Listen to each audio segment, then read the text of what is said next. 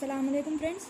तो आज हम शुरू करेंगे शरीरियात व उसूल इलाज, bed side clinic and principles of management. तो सबसे पहले नब्ज़ की तारीफ़ देखेंगे हम।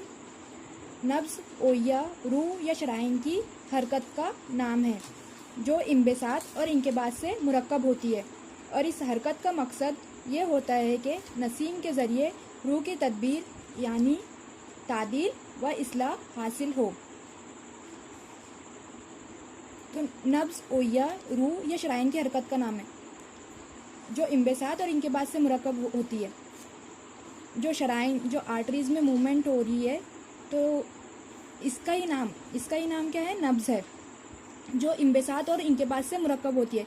इसमें कॉन्ट्रैक्शन, रिलैक्सेशन दोनों मूवमेंट्स हो रही है, और इस हरकत का मकसद ये होता है कि नसीम के ज़रिए रूह की तदबीर यानी तादील व इस्लाह हासिल हो।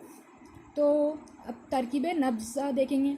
तो नब्ज़ का एक नब्ज़ा 4 अज्जा यानी 2 हरकत और 2 सुकून से मुरक्कब होता है।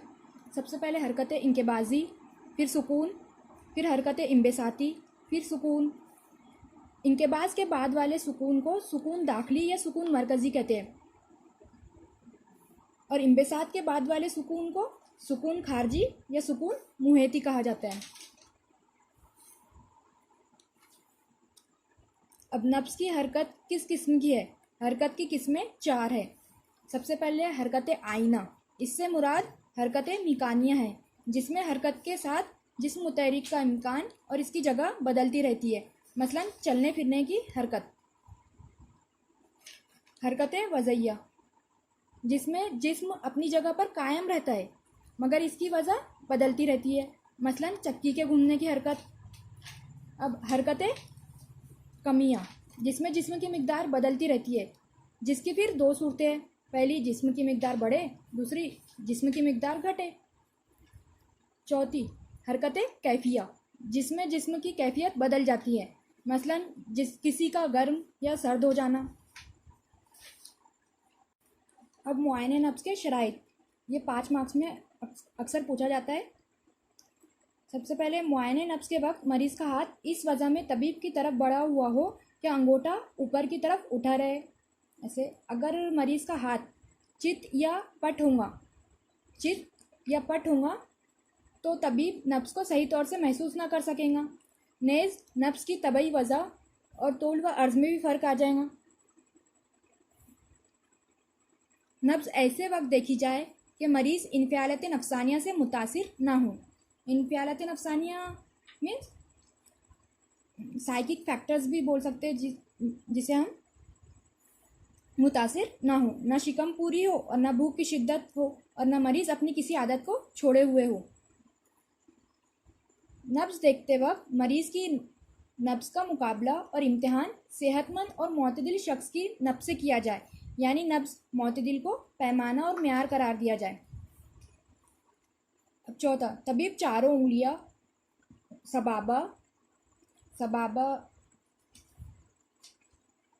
ये 4 फिंगर को कहते हैं, वस्ती मिडिल फिंगर, बिनसिर रिंग फिंगर और खिंसिर लिटिल फिंगर, मरीज़ के शरियाने नब्ज़ के ऊपर बाहम मिलाकर कलाई के आखिरी हिस्से में इस तरह रखे कि सबाबा ऊपर अंगूठे की तरफ और खिंसिर नीचे कोहने की तरफ रहे, और फिर ये इत्मीनान महसूस करते रहे कि नब्ज़ किस किस्म की है। ये इस तरह रखेंगे।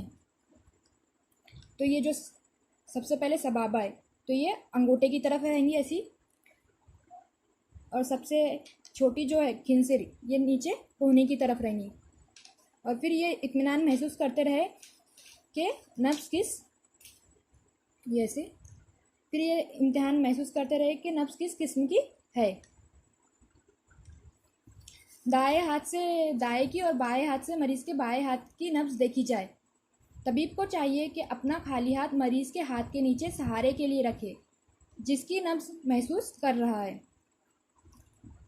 तबीब की उंगलियां खुसूसन पोरे, सख्त और खुरदुरे ना हो, बल्कि इनका बुशरा नाजुक और मुलायम हो।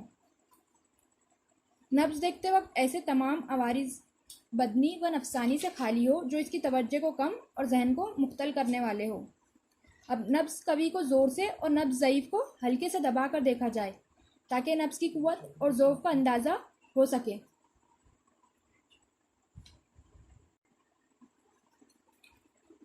नब्ज दिखाते वक्त मरीज़ का हाथ मुतहरिक ना हो, यानी जो मरीज़ का हाथ है उसमें किसी भी तरह की तहरीक पैदा ना हो रही हो, और ना इसका हाथ किसी पट्टी या पगड़ी वगैरह से बंधा हुआ हो, यानी उसके हाथ पे किसी भी तरह की कोई बंदिश ना हो।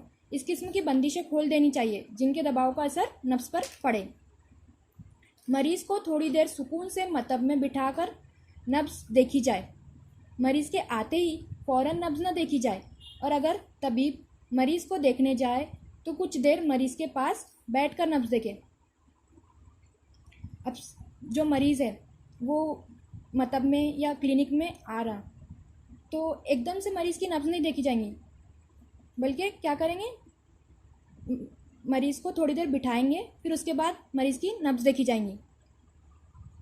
और अगर तबीब मरीज़ को देखने जाए तो कुछ देर मरीज़ के पास बैठकर नब्ज देखे। तबीब को चाहिए कि मरीज़ की नब्ज इतनी देर तक देखे कि नब्ज का सही हाल मालूम हो जाए।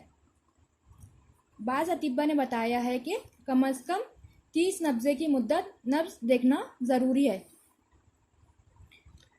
तबीब और मरीज़ दोनों आराम के साथ पुरसुकून तरीके से बैठे, नेज़ दोनों खामोश हो और किसी दूसरी तरफ मुतवज्जा ना हो। तबीब मरीज़ की सूरत और आंखों को देखता रहे और कमाल फहम व फराज से अहवाल नब्ज पर गौर करता रहे। नेज़ जिस मकान में नब्ज देखी जाए वहाँ भी किसी किस्म का शोर व गुल या परेशानी ना हो, क्योंकि नब्ज का इदराक और इसके हालात व निकात इसी वक्त मालूम हो सकते हैं जबकि तबीब को पूरा इत्मीनान हासिल हो। यानी जब तबीब पूरे इत्मीनान के साथ नब्ज देखेगा तभी उसको नब्ज का अहवाल मालूम पड़ेगा। अगर शोर व गुल रहेगा तो तबीब सही तरीके से मरीज़ की नब्ज नहीं देख पाएगा। तो आज की वीडियो यहीं ख़त्म करते हैं। अगली वीडियो में हम नब्ज देखने के तरीके देखेंगे। वीडियो को लाइक कीजिए, चैनल को सब्सक्राइब कीजिए और शेयर कीजिए। Stay home, stay safe. अल्लाह हाफिज़ फ्रेंड्स।